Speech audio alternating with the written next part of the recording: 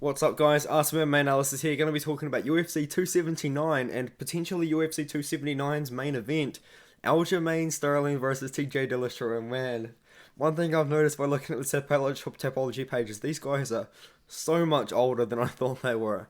I thought Aljamain Sterling was in like his early 30s, but he's 33 years old. TJ Dillashaw, I thought he was in his mid 30s, and he's 36, going on 37. Man, that's absolutely crazy to me. But a very high chance this fight will probably be the main event. I feel like we're probably going to get a bigger fight. That will end up being the main event, and this will be the co-main event. I don't know how much worth this is really going to bring to a pay-per-view. You know, like a lot of people don't necessarily like Sterling, a lot of people don't really like Dillashaw. Maybe that's a reason to buy the card, I don't know, but I feel like maybe the UFC thinks that TJ Dillashaw is a bigger pay-per-view draw than he actually is. But hey, it is what it is. I feel like Shamil Abdurakhimov versus Jailton Almeida on the main card at the moment. I feel like we're probably going to see that on the featured prelim or early on the main card. Hopefully we can get a few really good fights to add to this card. But let's just talk about this one. I think it's a good one. I think it could have been better, though. I feel like maybe Aljamain Sterling. I mean, I wish we saw Aljamain Sterling versus Aldo. That's kind of what the people are calling for. Maybe even something else. Like we're waiting on a lot of fights to happen, so I guess this is what makes sense now that Cruz and Vera are matched up. Aldo and Javashvili have been matched up as well, so there's kind of no one else except for Dillashaw. So it is what it is. You know, TJ Dillashaw is pretty good. I mean, I feel like Aljamain Sterling actually has better wrestling than TJ Dillashaw, though. I don't know how controversial that opinion would be, but I do think Sterling probably will be the better wrestler in this matchup. Dillashaw, in my opinion, lost his last fight. Aljamain Sterling, in my opinion, actually won his last fight. I did think that Aljamain Sterling did enough to beat Petr Yan in that first round. Petr Yan, he didn't throw a punch for the first 2.5 minutes, you know what I mean? There's an argument either way. I do think Aljamain Sterling won. I think Dillashaw lost, though. I don't really understand the argument for Dillashaw winning that fight. I thought he lost to Corey Sandhagen, and hey man, I'm very surprised he managed to get the nod, and I'm very surprised that he's managed to get the title shot as well. But I feel like maybe just TJ Dillashaw is Dana White's favorite. I mean, maybe Dana White loves this guy. I don't really know why. And I don't think this is going to be good enough to main event UFC 279. I don't think that this is a main event of a pay-per-view. I really don't think that this pay-per-view would sell a lot if this is the main event. This will be a good co-main event.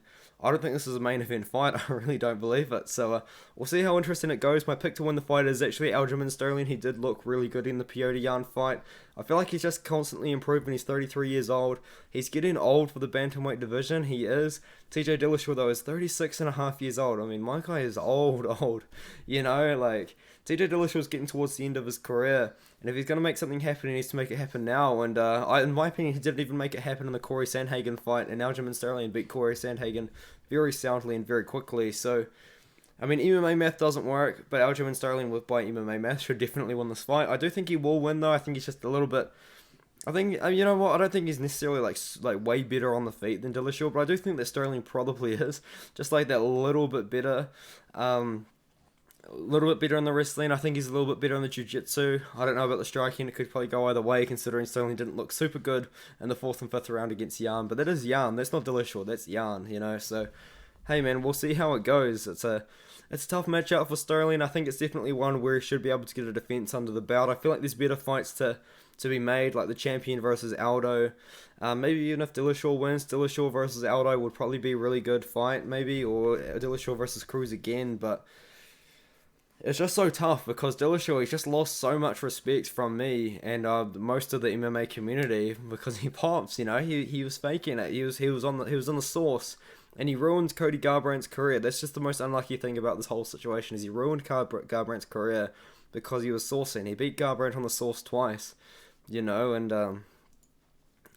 they ruined him. They ruined Garbrandt, and it's all the PEDs to show for it. So it is just what it is. And don't forget that Henry Cejudo destroyed a juiced up TJ Dillashaw as well. So hey, we'll see how it goes. I do think Aljamain Sterling really should win this fight. I think it's a winnable fight for Sterling. Yeah, that's kind of all I've got to say. I do think Sterling is good. I think he's been a little bit disrespected as the champ. I do think he beat Yan the second time. He was losing to Yan in the first one, though, admittedly. But he's got really good wins. His win streak is really impressive if you actually look into it. So I'll be going with Sterling. I'll be going with him. I think he's got more momentum coming into this. TJ Dillashaw is also really old. Like, he's old, you know what I mean? So, hey, we'll see how it goes. I do think that Sterling should win, though.